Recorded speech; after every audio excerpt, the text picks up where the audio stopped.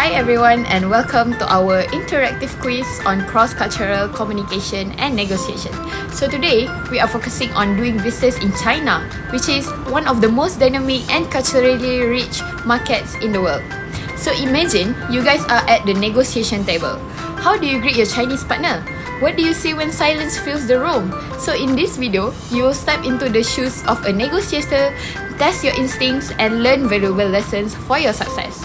So here's how it works. I'll present a scenario and give you a few options, and then I'll reveal the correct answers with an explanation at the end. So are you guys ready? Let's dive in.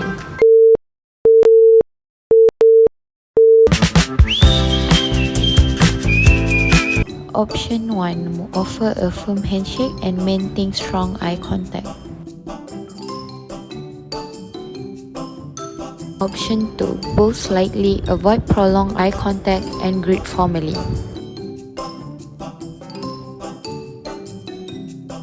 Option 3. Start with small talk, mentioning your company's achievements first.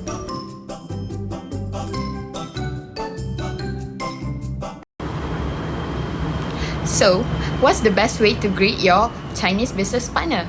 Option number 2. A slight bow with a neutral handshake and a formal greeting shows respect and cultural understanding. Avoid prolonged eye contact, which can be seen as confrontational. These small gestures as a long way in building trust and rapport.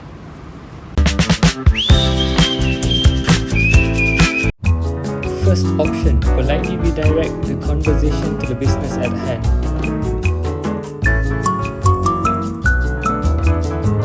Second option, accept their invitation to build rapport.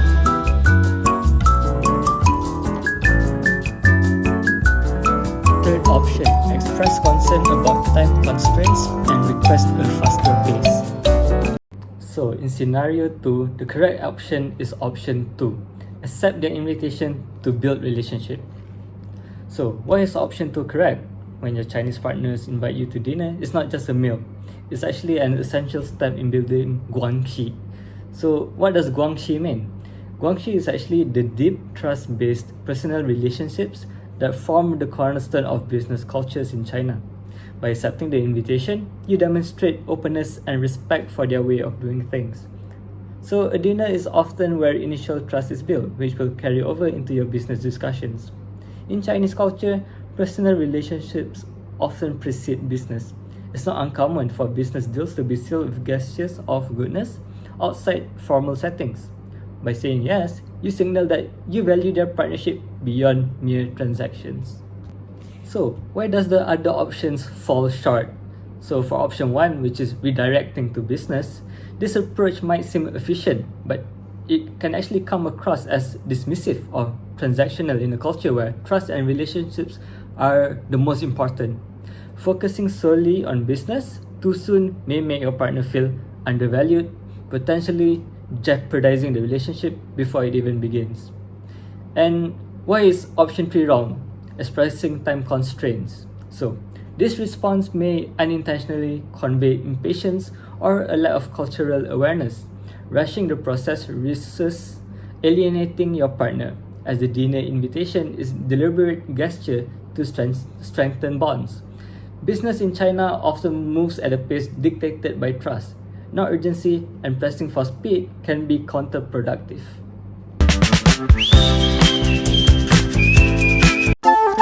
First option, repeat your offer to ensure they heard it.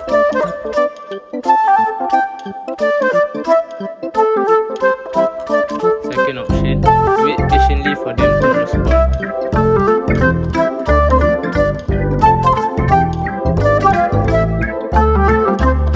Third option, change the subject to something lighter.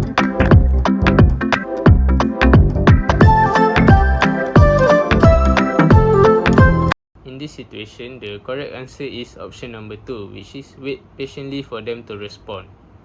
In Chinese business culture, silence is often used as a strategic tool to gauge the other party's confidence, encourage better offers, or allow time for internal deliberation among decision makers. It is not necessarily a sign of disagreement or disinterest, but rather a thoughtful approach to negotiations.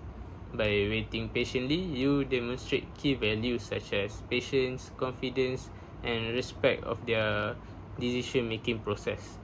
This approach fosters trust and shows that you are willing to engage on their terms. On the other hand, speaking too soon or rushing to fill the silence may suggest eagerness or even insecurity, weakening your negotiation positions and giving the impression that you are too eager to close the deal. Understanding and adapting to this cultural nuance can help you build stronger business relationships and achieve more favorable outcomes. Option 1. Politely but directly say you disagree.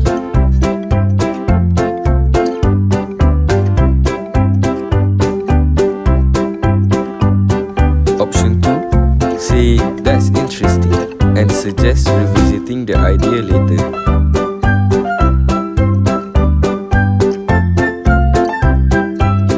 Option 3. Redirect the conversation to another topic.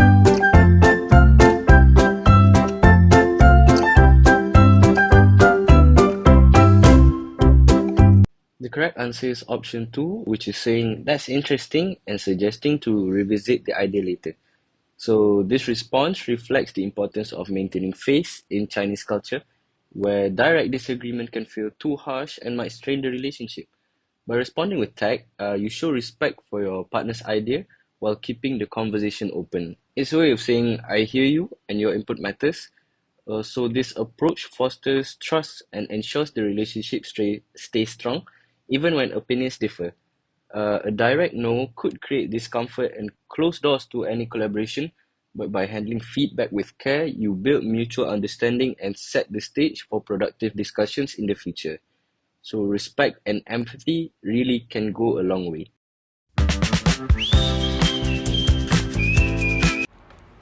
First option, insist on a timeline that works best for your team.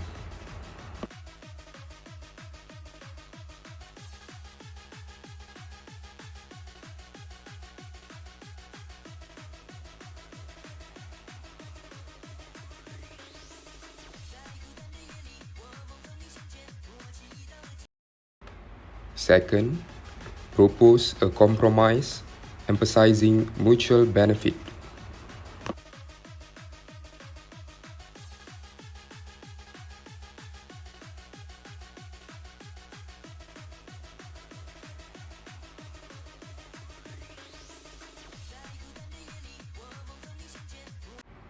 Or third, suggest bringing in a mediator to resolve the issue.